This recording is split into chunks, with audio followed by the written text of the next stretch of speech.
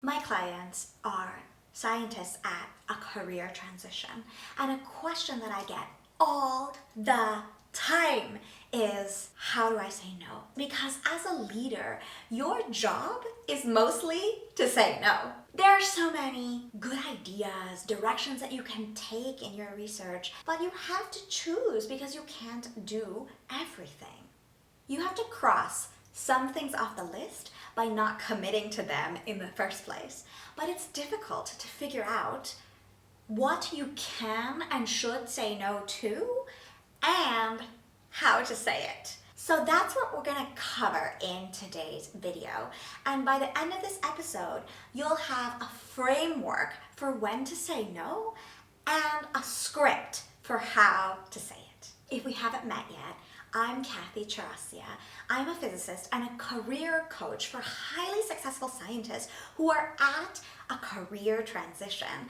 And my job is to help you cross that energy barrier by defining your goals and creating a strategy for exactly how we're gonna reach them, so that you can create a career and therefore a life that you love. If you're not sure exactly how to do that when you just don't have enough time to do all the things that you said yes to, that's what I do for myself and my clients, and now I'll help you do it too.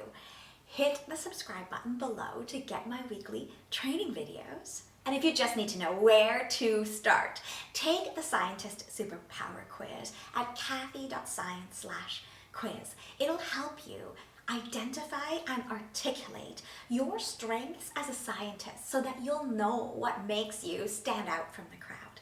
I'll link it down below for you so that you can get started on the right track. All right, let's get right to it. An unpleasant fact that you kind of know, but you'd rather not hear. Hit like if you've ever found it hard to say no because you're afraid of the consequences of missing a really good opportunity.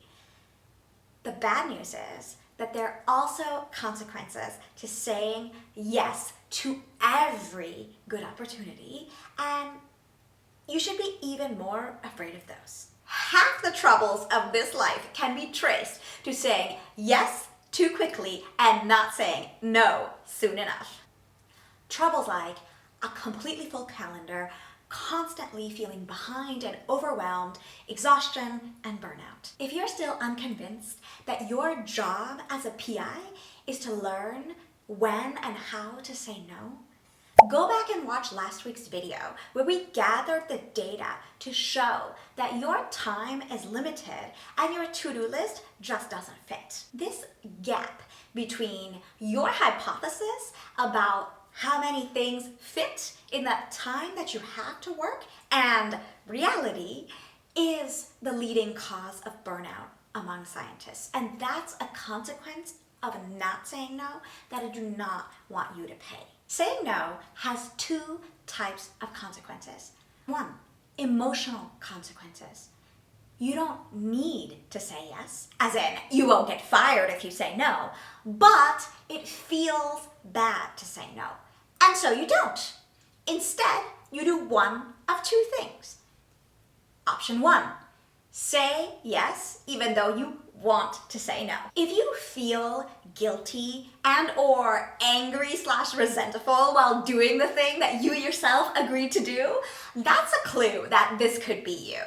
And if this is you, go back and watch the How to Deal with Feelings video that we did a couple of weeks ago in order to gain the skills that you need to be able to say no instead of saying yes. Option two, you don't reply at all.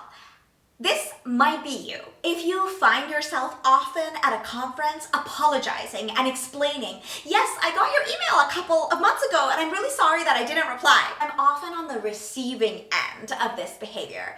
For example, I was chairing a big conference in my field and I asked a well-known professor who was the postdoc advisor of a good friend to be on a panel, and he never replied. And although we hadn't met yet, we met at the conference, and when he sat down to have dinner with me at the same table, the first thing that he said was, I got your email and I'm sorry that I didn't reply to your request. Another example, I emailed a fellow postdoc for a favor who I hadn't met yet. And then when we randomly met in London, the first thing he said was, I got your email and I'm so sorry I never replied.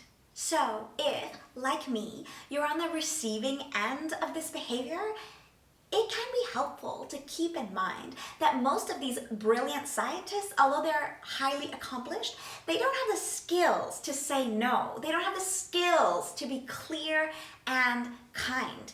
And most of them are pretty embarrassed about it. If this is you, it can be helpful to remember that science is a pretty small field, and your strategy of ghosting instead of learning the skills it takes to say no harms your relationships and also your reputation. Category 2, professional consequences, as in you might get fired if you say no.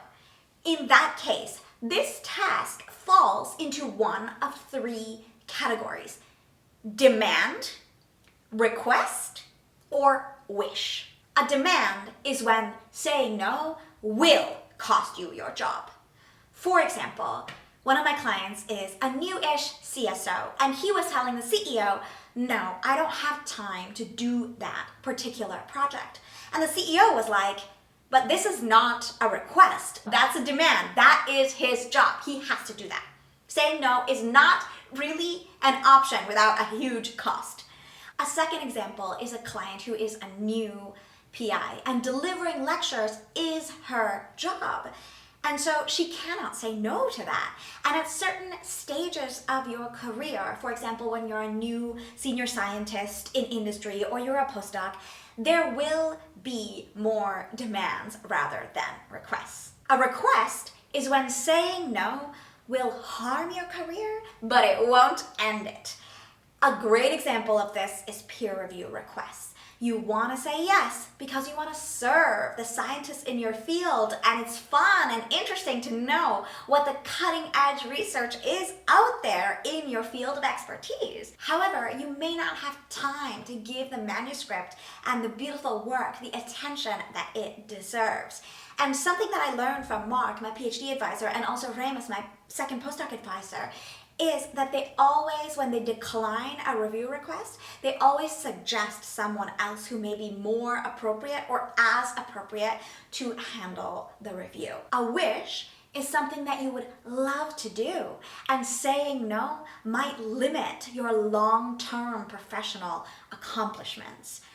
Participating in a consortium grant is a really good example of this. So how do you know when to say yes when there are professional consequences to saying no? Use the 90-30-10 rule. Say yes to 90% of demands and negotiate on the other 10%. For example, if I say yes to this, then I won't be able to do that. Which do you prefer?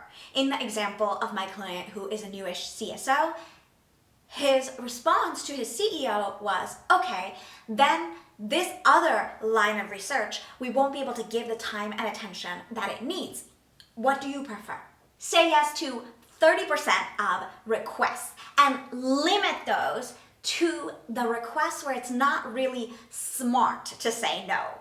For example, I really didn't have time to organize this conference, but it really wasn't wise for me to say no to that. Say yes to 10% of wishes where success could define your scientific career. For example, saying yes to a highly ambitious new project and saying no to building a third instrument, no matter how much I would love to be doing that. This 90-30-10 rule of thumb depends on the volume of requests that you receive, which only go up as a function of career stage. Because from last week's work, every yes must fit in your calendar. And if you haven't done last week's work, go back and watch that video, and you can download Table 1 of Module 1 from the Leadership Lab curriculum at kathy.science/time. How not to say no. 3 wrong ways to say no. 1, no is a complete sentence. If you're not able to say no, it's not because you don't understand grammar. There are very real consequences to saying no, and you have to learn how to accept them. And two, it's rather unusual to reply to an email with no and nothing else. Two, defend your no with a logical problem. I can't do this because of X, Y, and Z. Insert practical problem here. Why? People will help you try to solve that problem so that you can say yes to that. Three, ask to give a shorter talk, like a 1-hour seminar instead of a half-day workshop. Why? It will take essentially the same amount of time because most of your time goes into preparing and traveling. So, what to do instead? Tell the truth. Thank you for asking, and I'm sorry I have to say no because it doesn't fit in my calendar given my previous commitments. And if it's not by email, if they corner you in the hallway, here's the perfect script that you're gonna use. Thank you for asking. I'll check my calendar and get back to you. And then send them an email. When I work one-on-one with clients in Single Molecule Leadership Lab, we talk a lot about how to say no and write scripts for situations that specifically come up very often for you and are quite difficult.